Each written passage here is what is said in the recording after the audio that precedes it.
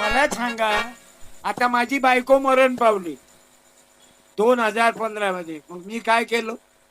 तुम्ही काय करता? कोणी मेलो की आजी आजोबा आई बाबा मशानात नेता, भेटून देता, त्याची राख काढता, अस्थी घेता, नदीत टाकता, बाप स्वर्गात गेला.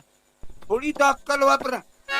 आपल्या मायबापाच्या अस्थी आणि राख गंगेत टाकून, वैन गंगेत टाकून पहिले तुम्ही महापाप करून राहिले की ते पाणी गंध करून राहिले.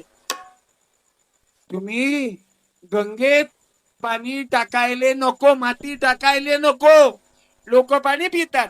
मी काय केलं? माझी पत्नी मरण पावली, मी तिची बॉडी मेडिकल कॉलेजला दिली, अकोला मेडिकल कॉलेज.